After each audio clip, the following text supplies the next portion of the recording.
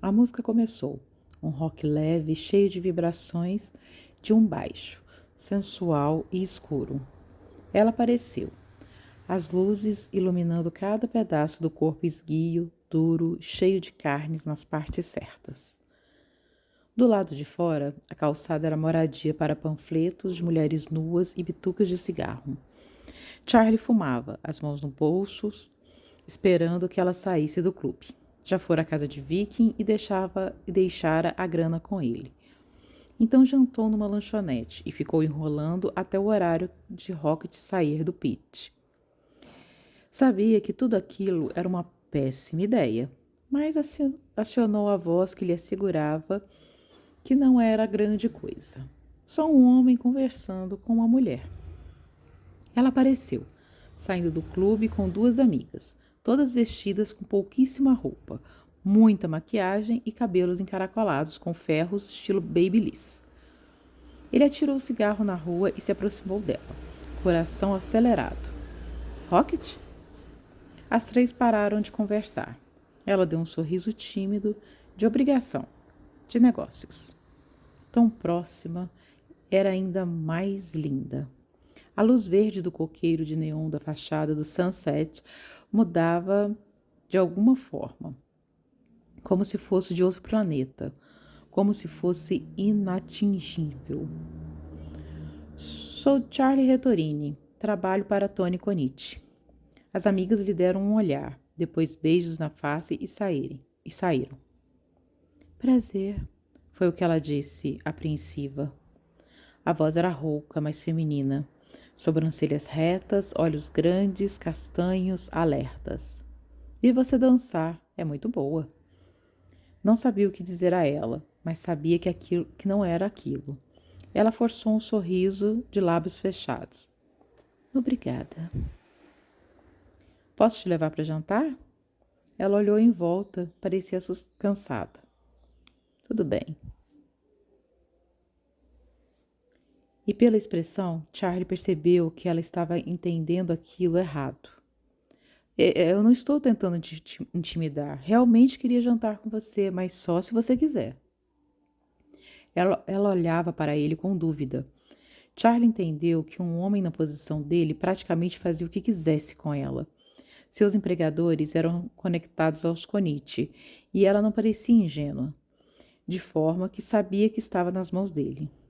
Está péssimo isso, você é um idiota, ele suspirou. Não estou pedindo um programa, entende? Só quero te conhecer. Parece cansada, só queria te pagar um jantar.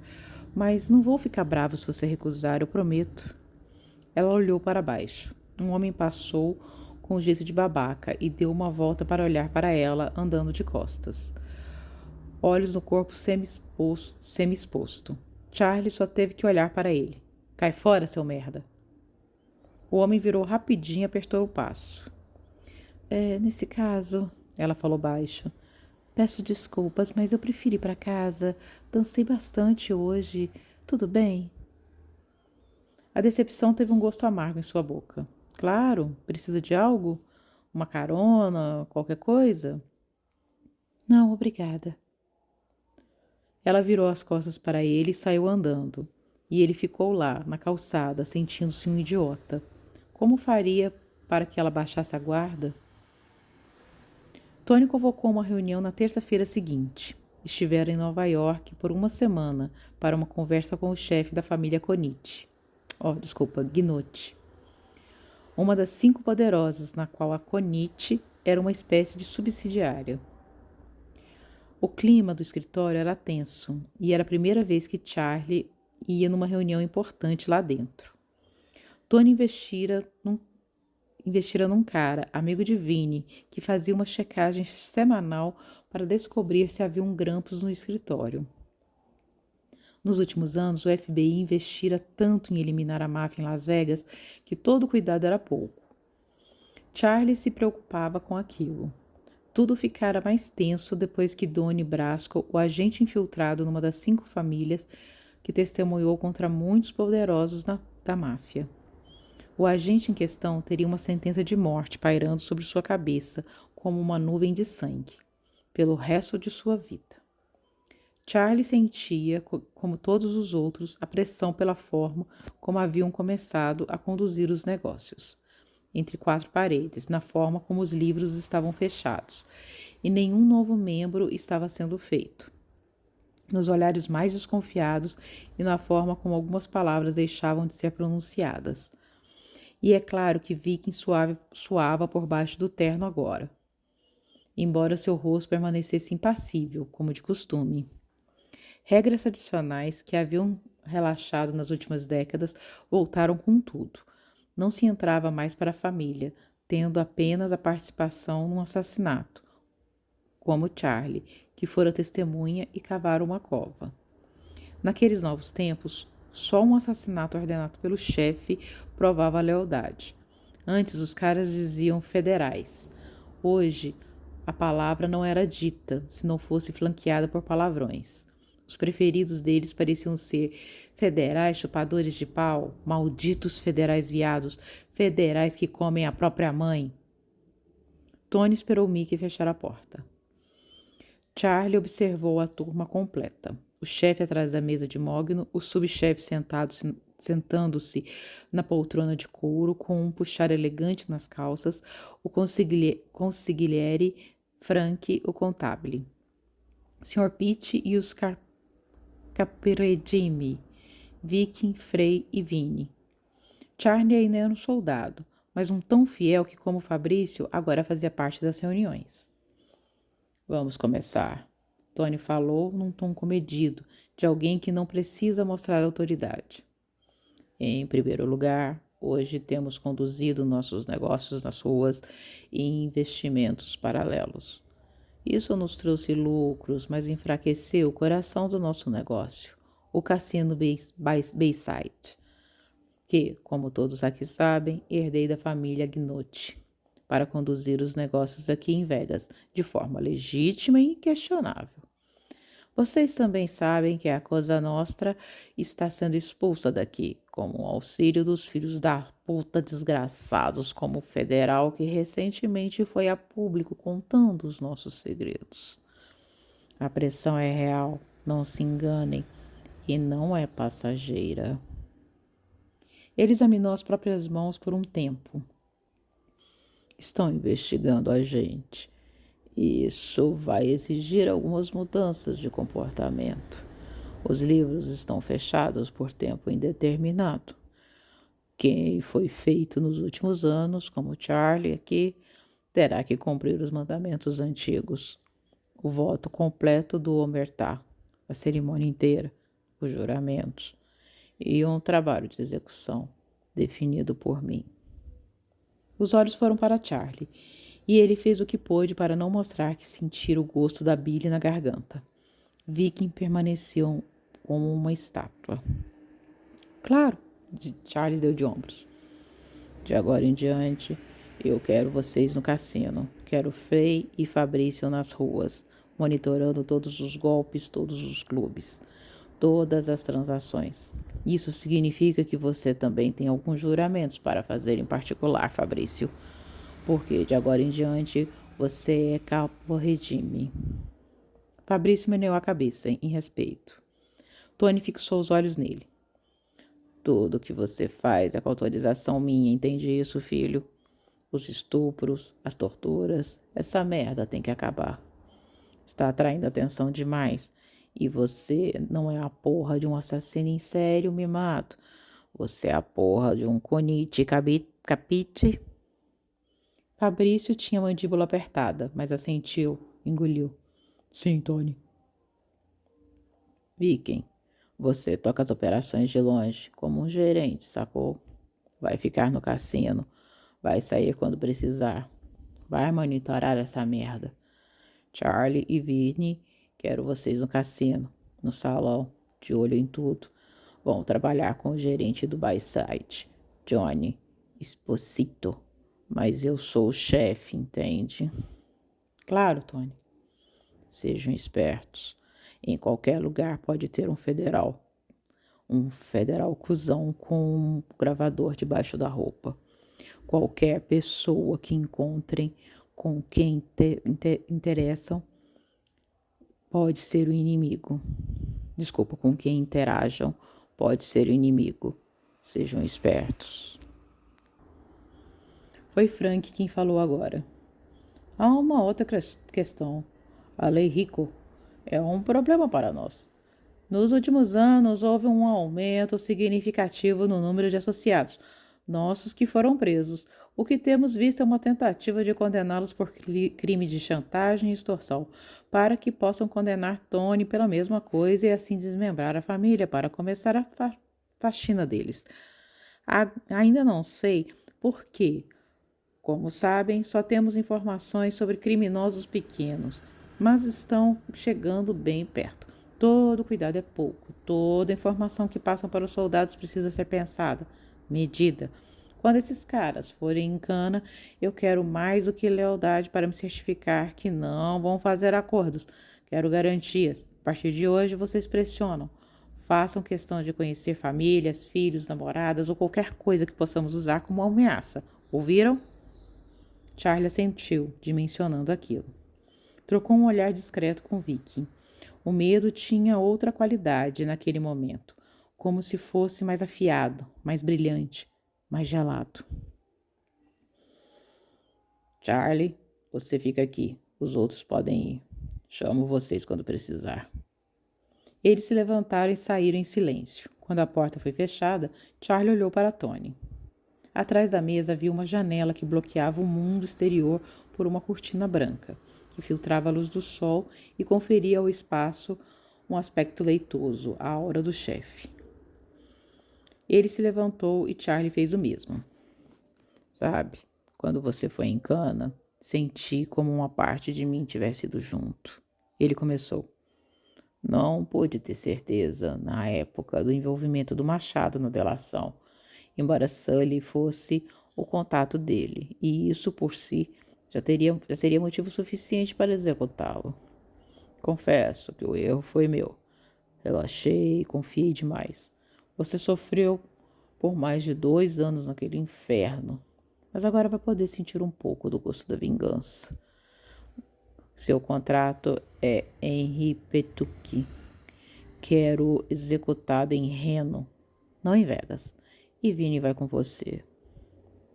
A mente de Charlie procurou perguntas, argumentos, qualquer coisa para proteger-se da verdade que se forçava contra seu mundo.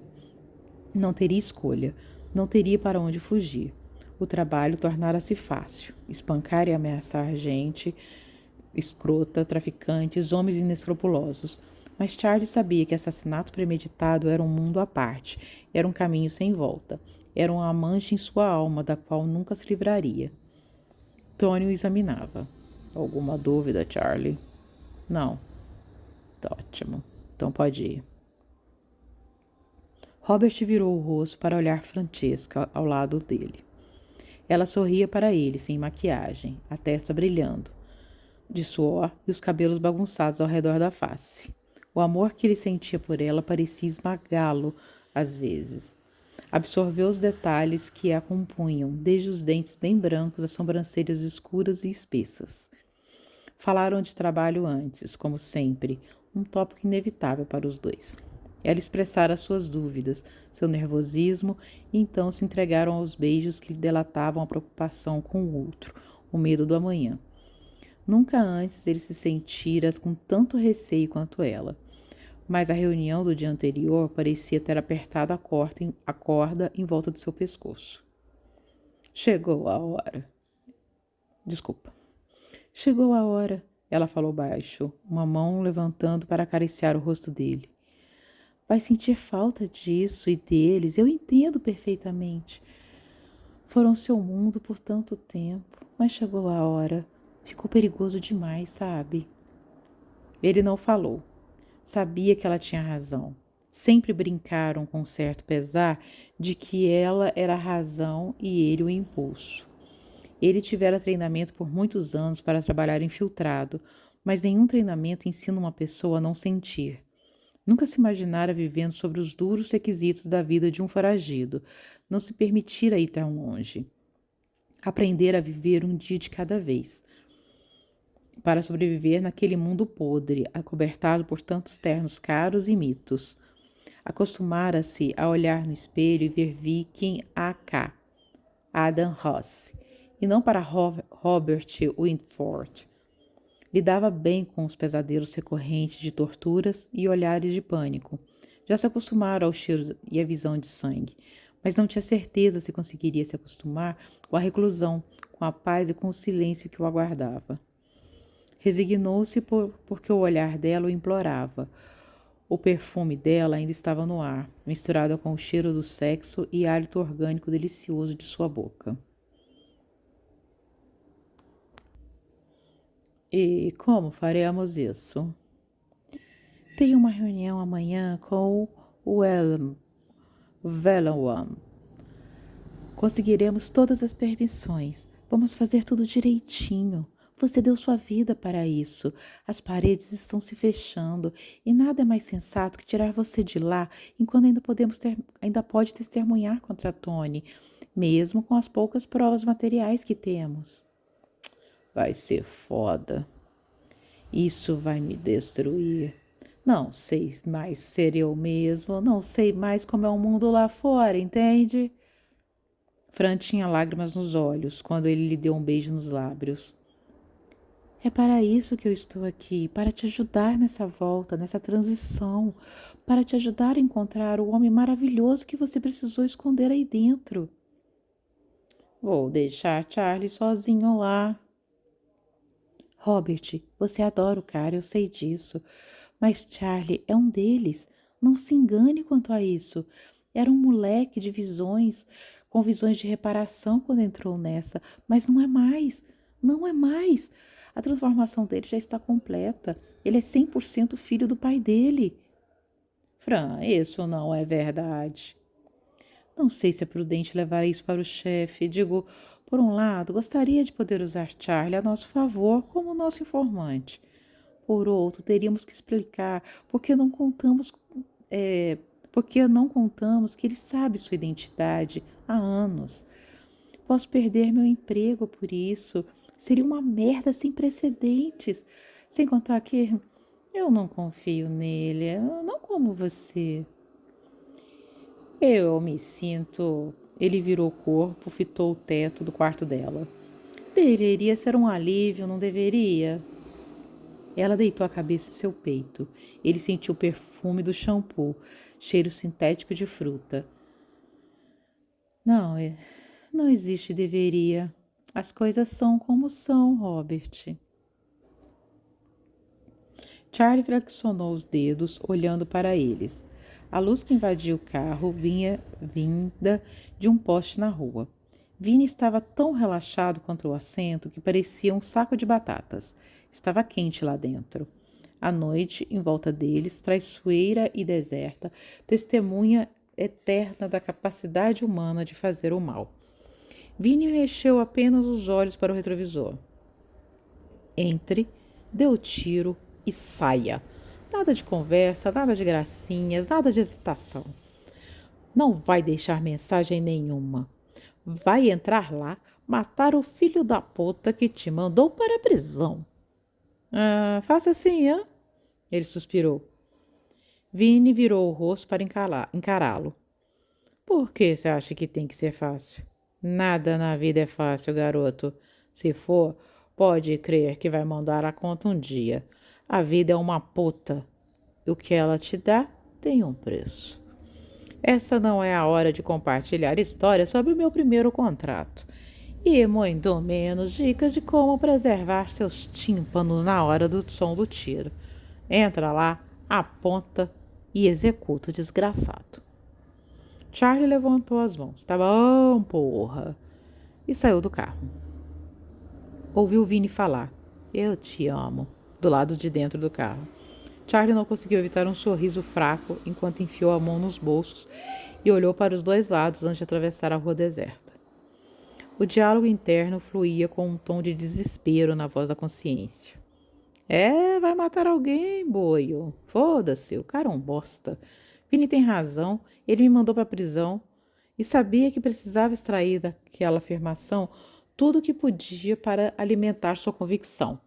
Deliberadamente, agrupou os piores momentos na prisão em imagens que pipocavam na sua cabeça como flechas. Os sons abafados dos estupros brutais dos homens nas outras celas, o medo que tinha, seus altos e baixos, mas nunca se dissipava por completo. E a adrenalina do instinto de sobrevivência correndo pelas veias todas as vezes que uma briga era iniciada, que o alarme tocava ou que se entrava no chuveiro. Chegou à porta da casa de Henry. Tirou a arma de trás da calça jeans. Checou a segurança, o silenciador e puxou o ar para os pulmões. Olhou mais uma vez para os dois lados, mas não viu nenhum otário passeando com o cachorro na hora errada. Ouviu a porta ranger um pouco. Podia imaginar um monitor cardíaco como o ponteiro de um velocímetro, no vermelho, vibrando nos 260. Não ouviu mais nada. Merda! Ia fugir. O filho da puta ia fugir. Charlie assoviou para o carro e viu Vinnie assentir. Segurou a pistola com as duas mãos, apontada para baixo, e circulou a casa em passos rápidos, lembrando-se da voz do pai. Gosta de filme de espiões? Merda! Viu um vulto no escuro, correndo e pulando uma cerca de metal. Sem pensar, disparou atrás, enfiando a arma de volta na calça e rezando para não dar um tiro na própria bunda. Ganhou velocidade, sentindo o bombear furioso do coração, e seguiu a sombra entre as casas simples e decrépitas daquele bairro ordinário. Enquanto corria, ouviu os cachorros instigarem a perseguição, sacudindo as grades de metal e latindo com entusiasmo. Sentiu também o corpo dizer: "Fuma, desgraçado, fuma mais", com um sorriso sarcástico. Agora estava mais próximo. Era ele, sim, de jeans, camiseta, descalços, cabelos louros, denunciando sua identidade, enquanto tentava escapar por entre as cercas. Charlie tinha a vantagem simples de estar usando sapatos e, quando viu a oportunidade, deu um impulso contra a grama e pulou nas pernas de Henry. Então tudo foi movimento, sacudidas e chutes, e Charlie se arrastando em cima do corpo do outro, defendendo-se de golpes duros, mas sem estratégia, até que, com os dentes cerrados, conseguiu desferir 2 socos estúpidos no queixo de Machado. A luta abrandou e Charlie conseguiu sacar a arma. Henry ofegava, desistindo, levantando as mãos como que por instinto. Charlie soube naquele momento que, se olhasse demais para os olhos do desgraçado, nunca conseguiria puxar o gatilho. A decisão foi rápida e foi dele, pertencendo a ele de uma forma íntima. Pressionou a pistola contra a testa do outro. Apertou todos os músculos da mão e sentiu o disparo enviar uma onda afiada dentro dele. O som foi fraco, quase elegante. Quase nada de sangue imediato. Apenas o cessar de movimento, de respiração e de sons.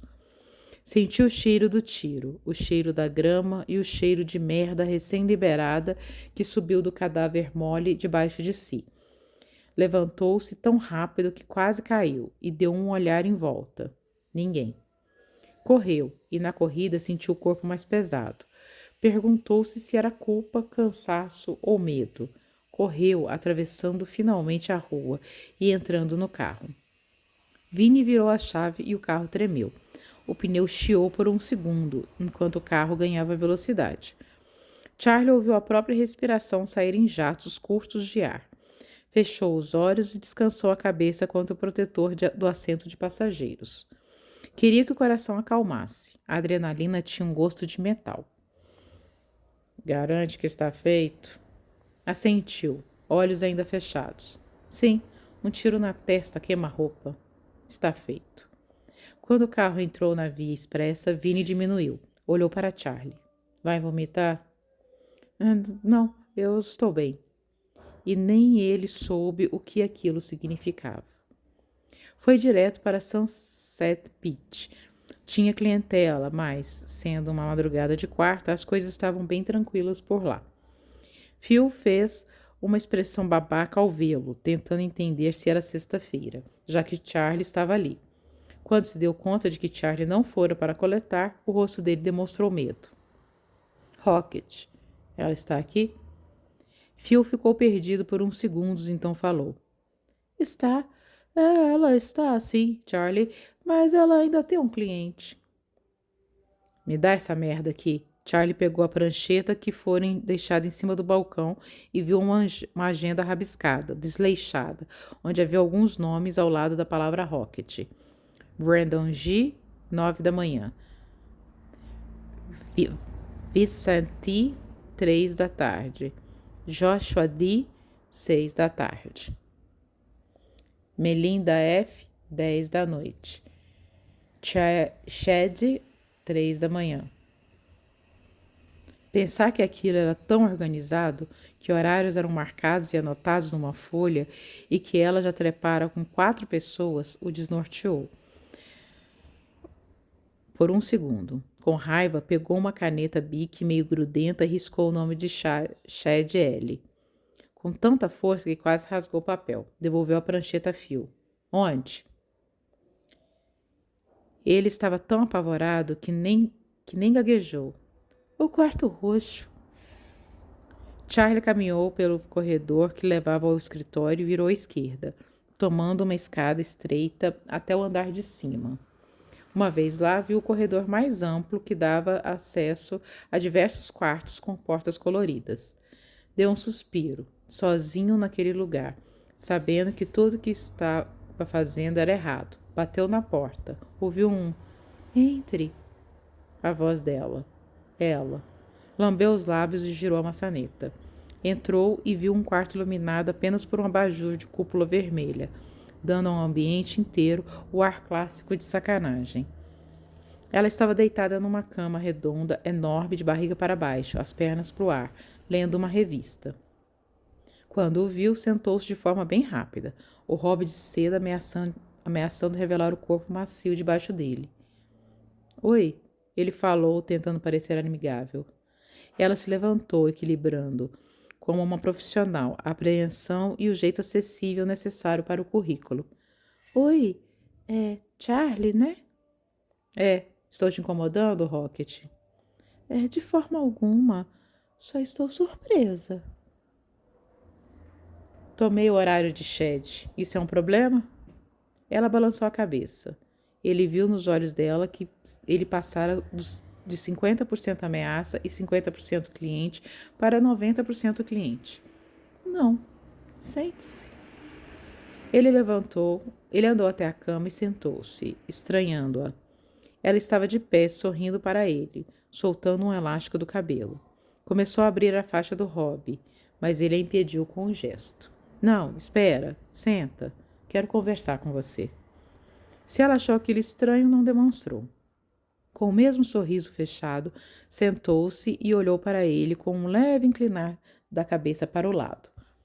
Charlie lambeu os lábios. Isso é difícil. Se você fosse qualquer outra garota, eu convidaria você para um drink, conversaríamos e a coisa toda ia se encaminhar. Mas com você, eu não sei como agir. Ela franziu a testa. Levaria uma garota para um drink e conversaria com ela para qual finalidade? Para ficar com ela.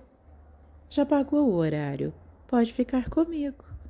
Mas eu teria certeza que ela teria vontade de estar comigo. Que diferença isso faz? É melhor para o seu ego? Não, meu ego, mas minha consciência talvez. Um gangster com consciência? Ela sorriu. Por algum motivo, ele não gostou de ser chamado daquilo. Seu trabalho define você? Perguntou. Ela umedeceu os lábios e desviou os olhos para o lado. O cheiro dela, a presença tão próxima, tudo aquilo mexia com a cabeça dele. Sentia-se tão nervoso por dentro quanto se sentira aos 13 anos, quando deram um beijo nos lábios de Black, sua amiga de escola. Por fora, permaneceu frio. Não, meu trabalho não me define. Entendi sua mensagem, mas ainda não entendi o que quer de mim. Só quero conhecer você. Estaria tão ansioso para se aproximar de mim se tivesse me visto numa lanchonete, pesando 200 libras e comendo um hambúrguer? Ele sabia que não.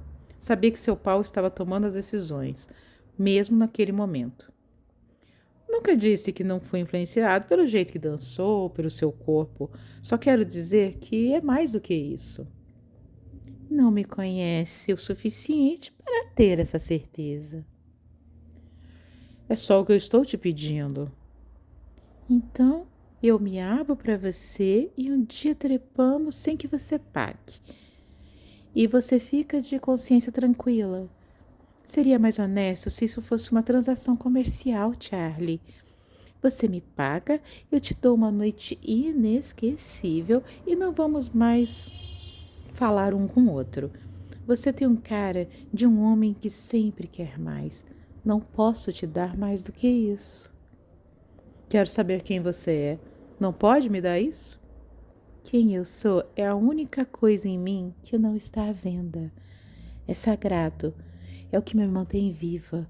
Não vou entregar isso a homem algum. Ele pensou naquilo, olhando para ela, para tudo o que naquele maldito hobby escondia e revelava. Caía para exibir um ombro, deslizava para mostrar uma coxa. Ele se segurou. Tem algum cliente seu que você não gosta? Como assim? Não que te machuque, eu sei que você está bem protegida aqui, mas que se você tivesse escolha, manteria longe? Ela estudou os olhos dele, procurando propósito naquela pergunta. Eu não vou machucar ninguém, só quero saber. Tem sim. Me fale o nome deles. Não faça isso, não tente se aproximar de mim direcionando violência para outras pessoas. Prometo que não é isso, só quero o primeiro nome. Tem 2 regulares. Mark Foster. E? Travis Milton. De agora em diante eu fico com o horário deles. Para quê? Para conversarmos. Você está forçando a barra. Você pode me mandar embora se quiser. Vou subir para que não chame atenção. Fico 5 minutos. E se você quiser ficar em paz, eu vou embora. Você não vai me dever nada, eu prometo. Tudo isso para poder trepar comigo de consciência tranquila. Tudo isso para poder ficar perto de você. Ela suspirou. Charlie, você parece ser um cara legal, mesmo. Mas nós dois sabemos o que isso é. Você não vai se contentar com sexo. Vai querer minha alma. A força. Seria o pior dos estupros. Então é só para isso que você serve? Ela mostrou emoção pela primeira vez. Olhou para baixo, os lábios apertados. Não posso ser sua namorada, só porque você quer. E ela tinha razão. Ele sabia disso. Sabia que, ao contrário dos outros elementos que compunham sua existência, ela não seria algo que cederia por medo ou dinheiro. Ele poderia tê-la quando quisesse, mas nunca realmente a teria, não de verdade. Ela levantou-se e observou. Tirou de dentro do paletó um rolo fino de notas. Ela desviou o olhar quando ele fez isso. Então ele colocou o rolo em cima da cama e saiu. Encontrou Viking na fonte do Bellagio, um lugar em que virara ponto de encontro regular para eles. Naquela noite estava tão bela quanto qualquer outras. Uma daquelas coisas lindas a qual você acaba se acostumando, cheia, como de costume, de turistas, de gente tirando foto e de adolescentes entediados com seus pais. O céu negro de Vegas pairava sobre o espetáculo do hotel e cassino Bellagio, uma torre que parecia abrir asas para os incautos, banhada por luzes em tons de amarelo, rosa e lilás. Hey! Viking tinha tanto peso no olhar que Charlie soube que a situação era mais grave do que queria acreditar que fosse. Aonde vamos? Meu carro. Ele seguiu Viking até o Bayside. Era uma boa caminhada, durante a qual não conversaram. Não apenas por medo de que fossem ouvidos, mas pela necessidade de adiar o que estava por vir. Ao ver Viking e Charlie se aproximando, um dos valetes do Bayside correu para buscar o Mustang. Charlie se deu conta de quantos elementos de Viking faziam parte da identidade falsa dele. O carro, o apelido, a forma de falar. Viking não era uma pessoa real, e sim um personagem forjada para um único propósito, de fazer justiça. Charlie se perguntou quanto da amizade deles poderia ser real, já que não fazia a mínima ideia de quem Robert era, e não quis acreditar que nada daquilo fora real. Entraram no carro. Nunca mais vamos falar sobre o que sabemos um do outro. A coisa tá pesada demais. Tony anda com um fantasma de desconfiança atrás dele e não quero correr mais nenhum risco.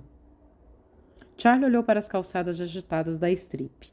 Os olhos perderam-se no reflexo do rosto dele, no vidro, e as pessoas continuavam passando através da imagem, como se quisessem entrar nele. Mas e agora, o que acontece? Quando sair, suponho que vai me dedurar também. Vou dar um jeito, Charlie. Vou fazer o que puder, dentro do meu alcance, para te proteger. Você matou pela família, Viking. Como isso funciona? Você acha que o FBI vai lamentar o assassinato de criminosos sem que se isso significa prender e condenar a administração de uma grande família da máfia de Las Vegas? Você acha mesmo que eles não encontram formas de sumir com qualquer evidência de que agentes tenham participado de crimes sérios? Não seja ingênuo, Charlie. Então Vicky olhou para ele. Não, você não é ingênuo. Dá para ver nos seus olhos o que você já fez, sua primeira execução. Charlie não soube o que aquelas palavras o fizeram sentir. E como foi? Foi rápido. Estranhamente familiar, mesmo que eu nunca tivesse feito aquilo. É como se tivesse no seu sangue. A voz vibrava com uma raiva que Charlie não estava acostumado a ver em Vicky. Para com isso, porra. Você uma vez me disse que não era como seu pai. Então não fale uma merda dessas, porque acreditei em você, Charlie. Eu só não sinto nada. Nós vamos trabalhar juntos por um tempo. Você vai ficar no cassino e eu cuidando das coisas. Isso só até me tirarem dessa lama. Prometa pra mim que não vai fazer merda. Não vou, fica tranquilo. Rocket vestiu um curtíssimo vestido vermelho quando ele entrou no carro roxo. Sobre os saltos, ela estava algumas polegadas mais altas do que ele. Maquiagem pesada, cabelos soltos, cruzou os braços e sorriu. Sabia que não ia desistir tão fácil. Não posso mais ver você dançando porque eu não coleto mais aqui.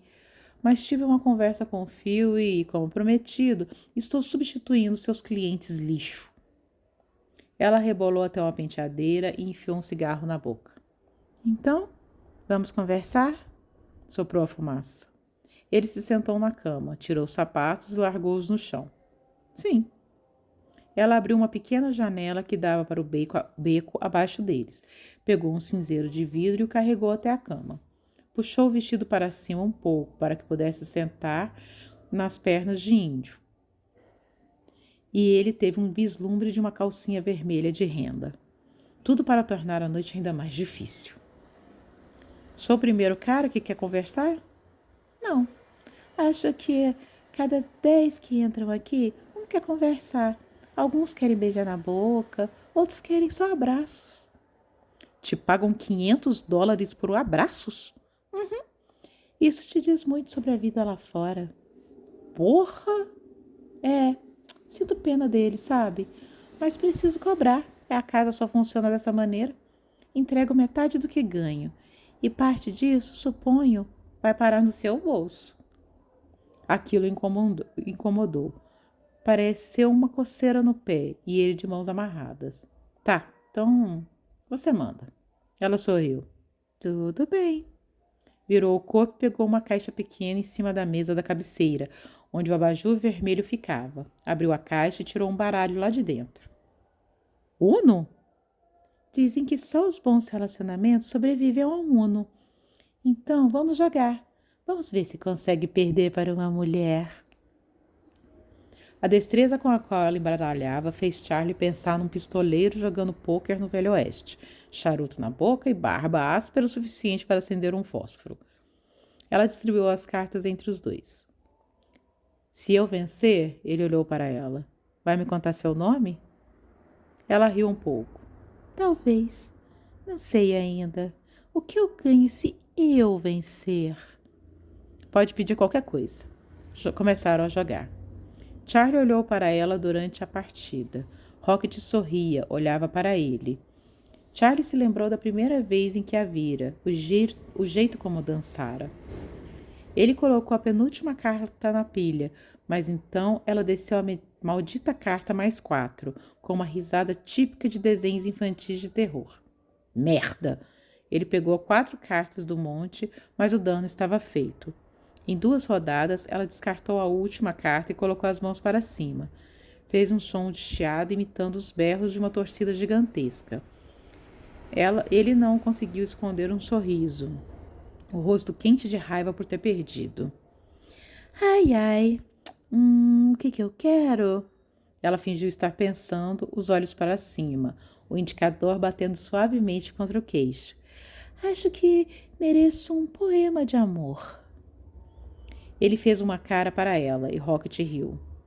Você é romântico aqui, não eu, deu de ombros. Parecia uma adolescente com as colegas de escola e não uma mulher que precisava ser naquele quarto, noite após noite. Ele pegou um cigarro e o acendeu. Não memorizei nenhum poema, mas eu tenho um. Planejou isso? Claro, ela riu. Sabia que você viria e meu trabalho me ensinou que posso me divertir com o que é inevitável. Toma, aqui. Ele pegou o pedaço de papel que ela ofereceu, copiar o poema de algum lugar, numa letra redonda, grande e ousada. Quando fores velha, de Yeats. Não escapou a Charlie a ironia de Yeats ser irlandês. Continuou. Quando já fores velha e grisalha e com sono, pega este livro. Junto ao fogo, ao cabecear, lê com calma e com os olhos de profundas sombras, sonha com teu antigo e suave olhar. Olhou para cima e encontrou os olhos dela. Ela sorria, mas havia tristeza em seu rosto, uma tristeza abissal. Não havia sido um coração partido. O acontecimento que levara a Vegas, as boates, as noites de coxas abertas para a intrusão de estranhos, não era simples, não era corriqueiro. Ele viu claramente, naquele momento, uma fenda na alma dela. Gosta de poesia? Perguntou para que não tivesse que ler o resto. Ela deu de ombros. Não sei nada sobre poesia, não tive tanto estudo assim, mas meu pai era um irlandês daqueles com a alma pura, sabe? E ele gostava de Yeats. É o único poeta que eu conheço. Ela se levantou e andou até a penteadeira, esquecendo de rebolar. Charlie prestou atenção e viu que ela mexeu em algumas coisas ali. Quando ela abaixou a cabeça, ele ouviu o som alto de um fungar. Entendeu que estava cheirando cocaína. Ficou um pouco chocado com aquilo e depois se sentiu idiota. Era claro que ela usava. Os próprios distribuidores trabalhavam para a família. Ela era outra pessoa quando olhou para ele. Sorriu. Esquece a merda do Uno e da poesia. Quer ir a uma festa? A festa era no apartamento de uma amiga.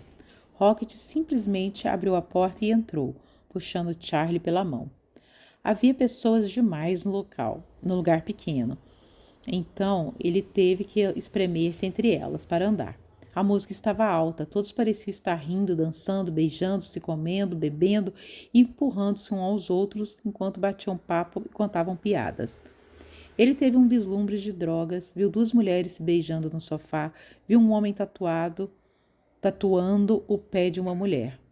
Estava tão barulhento lá que ele nem sequer viu o que Rocket tinha acabado de dizer.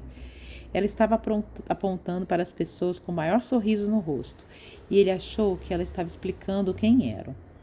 Quando ela entrou na cozinha, um grande número de mulheres começou a dar gritinhos de felicidade, abraçando-a. Ela apontou para ele com o polegar, e ele não conseguiu ouvir nada além de "É Charlie!" Quando ela parou, gritou para suas amigas. "Tome uma bebida, Charlie." Uma delas disse, "Sinta-se em casa." Rocket já estava empurrando uma cerveja em suas mãos. Então, ela se inclinou sobre a mesa e cheirou outra carreira de coca. Ela surgiu com um enorme sorriso e olhou para ele. A noite foi insana. Ele sempre havia sido considerado por todos como um cara reservado, mas naquela noite pulou com os amigos dela gritando de Ruff, Ruff, Ruff, Ruffenfire. Ele torceu por caras que faziam lutas de boxe improvisadas. Ele apertou a mão de todos. Logo virou o centro das atenções e derramava histórias da prisão e absolutamente todos estavam interessados. Rock o surpreendeu com um beijo quando ele estava rindo com suas amigas. Quando ele a viu cheirando outra carreira, sem pensar, inclinou-se sobre o espelho e cheirou uma também. Ele nunca se esqueceria do jeito que aquilo fez sentir. De repente, ele era Deus, o filho da puta mais foda do lugar. Foi uma sensação fantástica. Rocket lá, aquela coisa linda, com aquele corpo incrível, deixava tudo melhor, enquanto derramava sua bebida, ria como boba e sorria para ele.